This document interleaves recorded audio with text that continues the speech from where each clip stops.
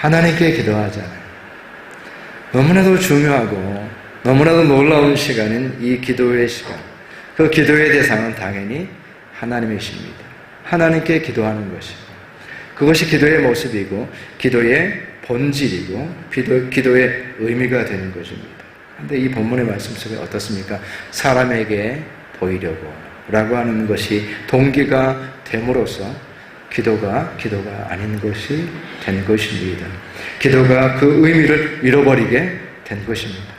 가장 중요한 것은 기도가 무엇인가를 아는 것이고, 기도가 기도되도록, 기도가 하나님께 드려지는 것이 되는 것이 가장 중요한 핵심임에도 불구하고 사람에게 보이려고 라는 동기가 들어가다 보니까 기도가 기도됨을 잃어버렸습니다.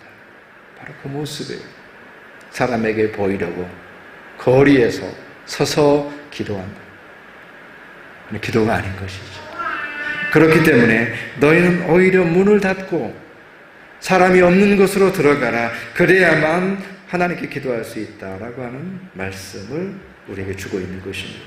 사람에게 보이려고, 내가 사람 가운데 높아지려고 하는 것, 내가 스스로를 높이려고 하는 것, 그런 창세기에서 보여주는 사탄의 모습이죠. 그리고 또한 우리의 멸망의 길, 바벨론의 길이 거기 있었습니다. 스스로를 높이는 것이었습니다. 사람에게 보이려고 하는 것이었습니다.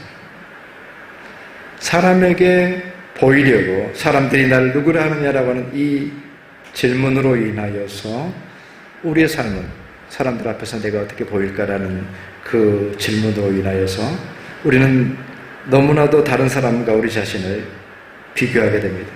그리고 나의 삶을 거기에서 평가하는데, 그것으로 인하여서 우리가 얼마나 우리 스스로의 삶이 저평가되는지, 우리 삶에 합당한 가치를 갖지 못하고 사람과 사람 사이에 비교하다가 내 삶이 저평가되는 것입니다. 그래서 그러한 잘못된 기준을 가지고 자기 삶을 바라보다 보니까 그 기준이라고 하는 건 언제나 상대적이잖아요. 우리의 소중한 인생은 절대적인 가치를 가지고 있는데 사람들이 어떻게 나를 생각할까라고 하는 것 속에서 그 기준은, 절대적 기준을 잃어버리고 상대적 기준을 갖게 됩니다. 상대적으로 비교해가지고 거기에서 열등감을 갖습니다. 상대적으로 비교해서 상대적 빈곤감이죠. 상대적 박탈감이죠. 상대적 피해의식이죠. 사람들이 나를 누구라 하느냐에 거기에 빠져있다 보면은 우리의 삶의 스스로의 절대적 가치를 잃어버리고 비교하면서, 끊임없이 비교하면서 그 가운데서 열등감 속에서 살아갈 수밖에 없다는 것입니다. 제가 오래전에 했던 특별한 경험이라고 할 수 있는 게, 그 이후로는 그런 경험이 없었는데, 알마티 어떤 그 부부하고 이제 같이 알마티를 좀 안내하면서 어떻게 연결이 됐는지 그거는 기억이 안 나요, 사실은. 근데 그 부부 되시는 분하고 이제 알마티를 좀 안내하고 하루인가 이틀인가 했던 그런 시간이 있었습니다. 근데 그분들의 특징이 뭐냐면 아주 경제적으로 되게 성공하신 분들이어가지고 젊으신 분들이었는데도 아주 그냥 그 경제력이 좋으시더라고요. 월 수입이 얼마입니다 이렇게 제 앞에서 자랑을 하시는데 깜짝 놀랄 정도로 이렇게 대단하신 분들이신, 물어보지도 않아도 월 수입을 스스로 얘기하실 정도니까 얼마나 자신감이 있으시겠어요. 그래서 이제 그 에센타이 거기 명품점을 갔는데 정말로 이렇게 마음에 드는 거를 고르시더라고요. 어떤 거를 뭐 사야 되겠다라고 계획하는 게 아니라 보시고서 마음에 드니까 사는, 명품을 가서 보고서 그 자리에서 나 이거 살래 해서 살 수 있는 그 정도의 이제 수준이시더라고요. 참 부럽다. 얼마나 좋을까 뭐 이런 생각도 하면서 지났는데, 근데 이제 좀 그 시간을 같이 보내면서 다니다 보니까 어떤 그분들이 하는 대화 속에서 자꾸 반복되는 것을 이렇게 듣게 됐어요. 그 내용이 뭐냐면은 비교하는 거예요.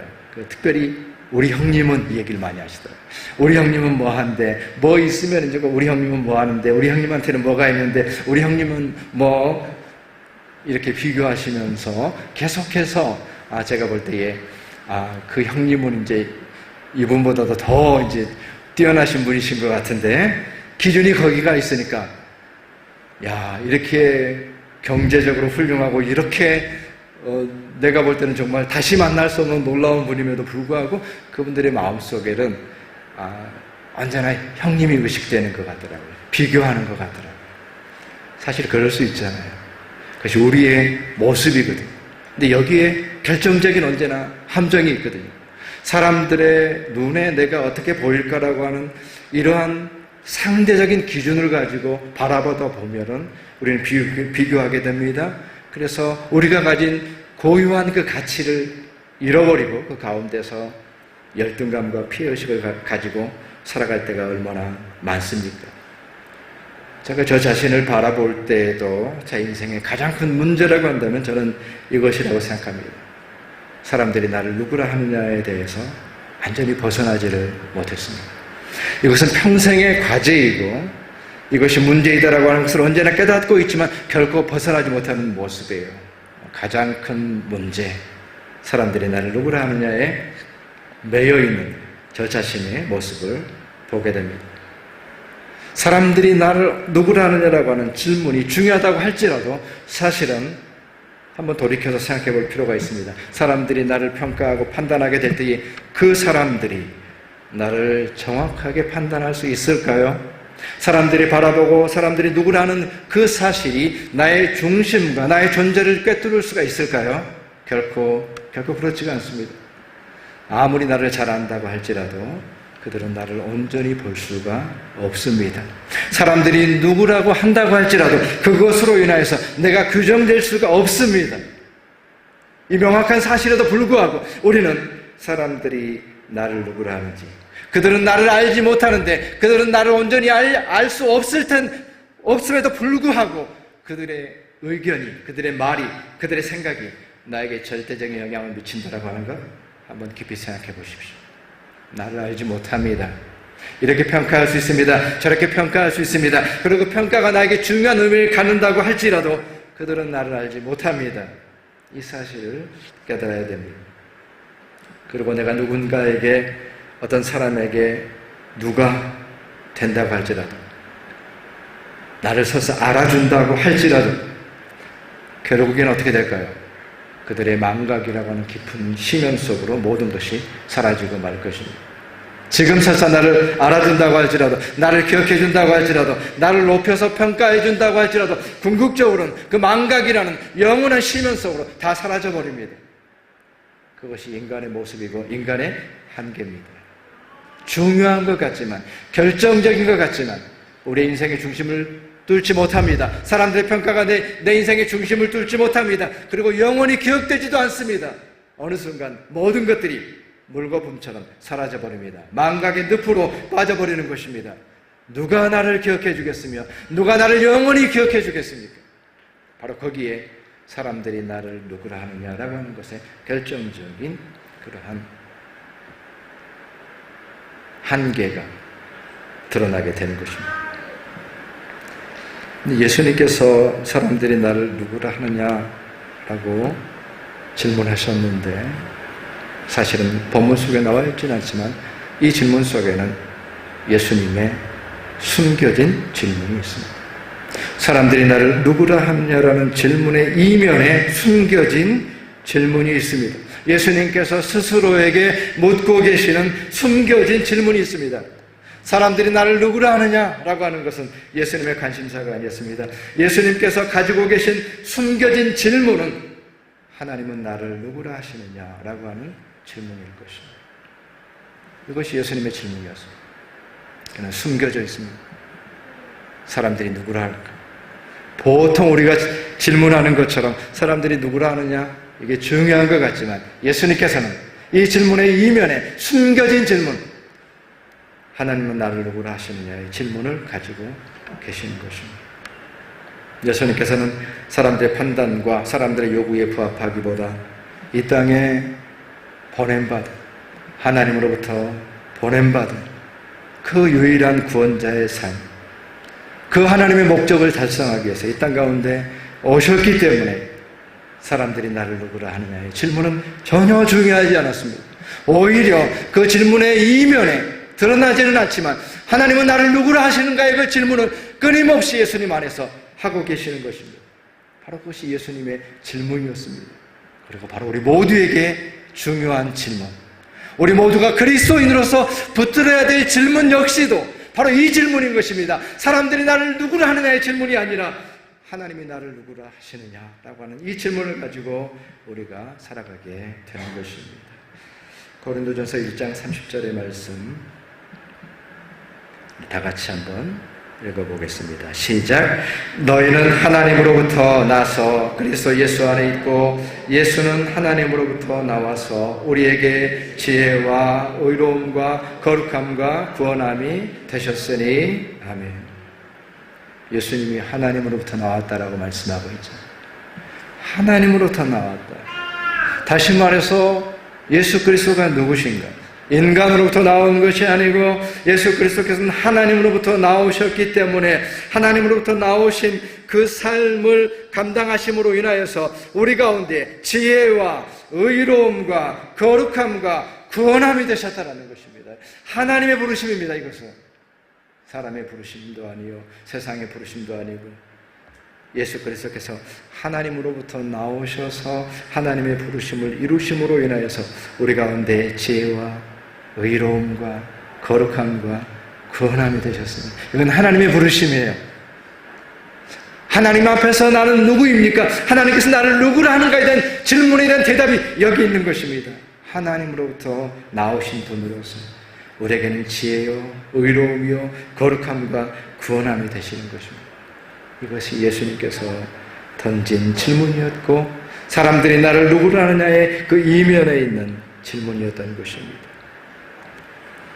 하나님은 나를 누구라 하시느냐에 초점이 맞춰져 있는 삶이었기에 그는 메시아의 길, 임마누의 길을 갈 수가 있었습니다. 바로 이러한 삶은 모든 그리스도인의 삶이 되는 것입니다. 우리가 그리스도인으로 살아가기 위해서 참으로 이 세상을 이기고 믿음으로 살아가는 삶을 살기 위해서 우리가 가져야 될 질문 역시도 사람들이 나를 누구라 하느냐에서 벗어나서 하나님은 나를 누구라 하시느냐의 삶으로 우리의 삶의 초점이, 우리의 삶의 질문이 바뀌어야 된다는 사실입니다. 그러한 삶은 가장 먼저는 유일한 삶이죠. 하나님께서 부여하신 삶, 하나님이 나를 누구라 하느냐는 이 삶의 모습은 하나님께서 부여하신 삶이기 때문에 그것은 나의 성취나 나의 능력이나 사람들의 평가에서 오는 것이 아니라 내가 누구인가라고 하는 것은 하나님과의 관계 안에서 오는 것입니다. 하나님과의 관계 속에서의 정체성을 말하는 것입니다. 그래서 우리가 읽었던 고린도전서 1장 30절의 말씀에 예수 그리스도께서 하나님으로부터 나왔다라고 말하고 있지만 그 먼저 어떻게 얘기하고 있습니까? 너희는 하나님으로부터 나서 그리스도 예수 안에 있고 우리 자신의 모습을 얘기하고 있습니다. 하나님으로부터 나서 그리스도 예수 안에 있는 자로서의 우리의 모습입니다. 바로 그것이 우리 자신의 정체성인 것입니다. 그 가치입니다. 사람들이 나를 누구라 하느냐로 인하여서 결코 평가절하될 수 없는 우리 자신의 고백, 하나님으로부터 나서 예수 그리스도 안에 있는 존재로서 우리 자신을 바라보게 됩니다. 이것은 그 누구와도 비교할 수 없는, 상대적으로 평가절하될 수 없는 절대적인 가치를 가진 것입니다. 그 절대적인 가치는 하나님으로부터 온 것이고 하나님과의 관계 안에서만 유지되는 것입니다. 하나님만이 주시는 것이기 때문에 그것은 유일한 것입니다. 유일성을 가진, 비교할 수 없는 가치를 가진 나 자신의 삶으로 살아가는 것입니다. 이것이 우리 자신의 인식이에요. 사람들이 이렇다 저렇다 라고 평가될 수 없는 하나님으로 나서 그리스도 안에 있는 자로서의 유일한 가치, 그 어느 누구에 의해서도 훼손될 수 없는 하나님으로 인하여서 규정된 유일한 존재로서의 비교할 수 없는 가치를 가진 자로서의 나 자신에 대한 인식입니다. 이것은 사람들이 나를 어떻게 평가할 것인가를 비교할 수 없는 것이죠. 그것과는 비교할 수 없는 것이죠. 우리를 잘 보지도 못할 뿐만 아니라 망각이라는 심연 속으로 사라져버릴 그러한 가치와는 비교될 수 없는 나를 창조하신, 나를 유일하게 하신, 나를 가치 있게 하신 하나님으로부터 나서 예수 안에 있는 나의 존재에 대한 새로운 인식인 것입니다. 그 인식을 가지고서 나 자신의 소중한 가치적으로 스스로에 대한 가치를 가지고 있는 것이 바로 하나님은 나를 누구라 하시느냐의 삶이 되는 것입니다. 더 나아가서 하나님은 나를 누구라 하시느냐라고 하는 것은 부르심에 관한 것입니다. 우리 모두가 부름받은 자로서의 삶입니다. 그저 이 땅에서 그저 먹고 살고 존재하고 그냥 닥치는 대로 살아가는 그러한 모습이 아니라 하나님이 나를 누구라 하시느냐라는 이 말씀 속에서는 부르심이 들어있어요. 우리 모두가 유일한 가치를 가지고 있는 존재인 것처럼 우리 모두가 각자에게 하나님의 부르심을 가지고 있다는 그런 의미가 되는 것입니다. 하나님의 부르심이 뭐지? 나를 향하신 하나님의 부르심이 무엇이지라고 하는 것을 생각하면서 우리의 삶을 살아가는 것입니다. 우리의 삶의 모든 영역에서 그것이 미치는 것입니다. 그래서 그 부르심이 있는 삶. 제리 브리지의 그리스도 안에서 나는 누구인가라고 하는 이 책에 보게 되면은 거기에서 도전하고 있는 그 내용, 이분이 이제 내비게이터에서 책을 많이 쓰신 분이신데, 그 도전하고 있는 내용. 그리스도인들은 소비자가 아니라 종이 되어야 된다. 원하는 대로 이것저것 선택하면서 마음에 들면 이거 사고 저거 사고 하는 거 소비자가 아니라 종이 되어야 된다. 이런 말씀을 하면서 부르심의 삶에 대해서 강조했습니다.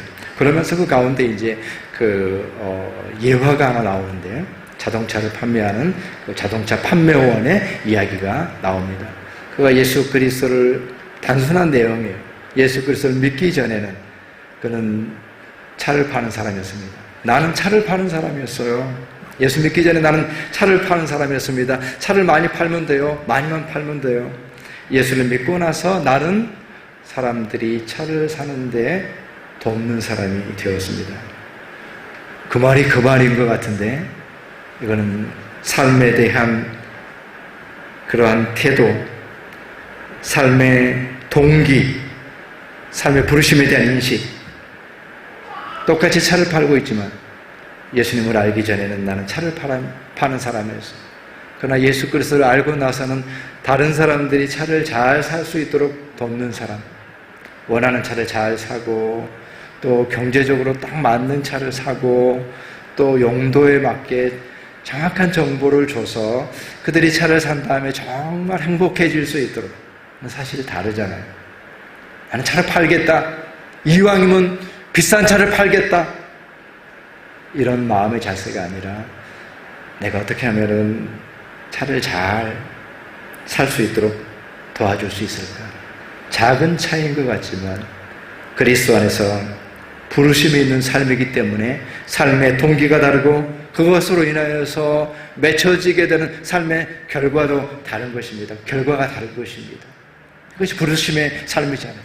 하나님이 나를 누구라 하시느냐라는 이 말씀 속에서는 우리 모두가 어느 누구도 우리 한 사람 한 사람이 모두가 하나님 앞에 소중한 사람인 것처럼 우리 모두가 하나님의 부르심 있는 삶을 하나님께서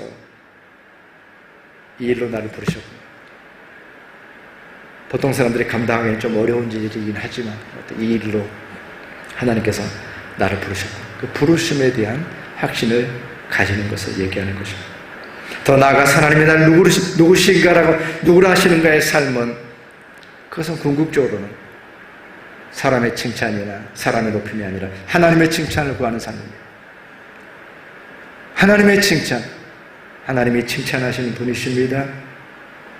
그 칭찬을 바라보는 삶에 대한 의지가 있습니다. 삶에 대한 열정이 있습니다. 하나님의 칭찬을 받고자 하는 동기가 있습니다. 그 기도가 있습니다. 이거는 또 다르죠. 누가복음 19장 17절의 말씀에 주인이 이르되 잘하였다 착한 종이여, 잘하였다 착한 종이여, 내가 지극히 작은 일에 충성하였으니 열거울 권세를 차지하라. 잘하였다 착한 종이여. 이 말씀이 듣고 싶은 사람이에요. 이 말씀을 사모해야 돼요. 하나님 앞에서 사람들은 나를 인정해주지 않는다고 할지라도 하나님 앞에서는 잘하였다 착한 종이요. 바울 사도가 디모데의 말씀 속에서 나는 선한 싸움을 싸우고 나의 달려갈 길을 마치고 믿음을 지켰으니 이제 후로는 나를 위하여 의의 면류관이 예비되었습니다. 나는 내 믿음을 지켰습니다. 내가 달려갈 길을 다 달려갔습니다. 이제 나를 위해서는 하나님의 선물이, 하나님의 칭찬이, 의의 면류관이 나를 기다리고 있습니다. 나뿐만 아닙니다. 주님을 사모하는 모든 이들의 삶 가운데 그것이 예비될 것입니다라고 그것을 사모하는 고백을 드리고 있습니다. 얼마나 성숙한 고백입니까? 얼마나 부러운 고백입니까? 하나님의 칭찬, 하나님의 인정하심을 바라보는 삶이 되는 것입니다. 사람들의 칭찬에는 냉담합니다. 거리를 둘 수 있습니다. 그러나 하나님의 칭찬에는 목말라 하는 삶을 살아가는 것을 의미하는 것입니다. 이것은 우리의 삶을 이끌어줍니다. 삶의 동기가 됩니다. 바로 이 삶은 영원한 생명으로 충만한 삶입니다. 삶에 의지가 있습니다. 생명이 넘칩니다. 생명력이 넘칩니다. 공급하심이 있습니다. 동기가 있습니다. 열정적으로 살아갑니다. 이것이 반대가 되는 것이 무엇입니까? 사람의 칭찬만을 목말라 하는 삶을 살아가게 될 때는 정반대가 되겠죠. 그것은 바로 그 인생 자체가 사막과 같은 삶으로 끝나고 말 것입니다. 생명이 없기 때문에 그렇습니다. 하나님의 칭찬을 바라보고 하나님의 상을 바라보는 삶이야말로 우리로 하여금 참으로 놀라운 생명으로 충만한 삶을 살아가게 하는 것입니다. 우리 인생 가운데 메마름과 끝없는 열등감과 피해의식, 감사하지 않는 마음과 불평과 불만으로 가득 찬 삶은 다름 아니라 사람들이 나를 누구라 하느냐에 매였기 때문입니다. 이거는 명확한 사실입니다.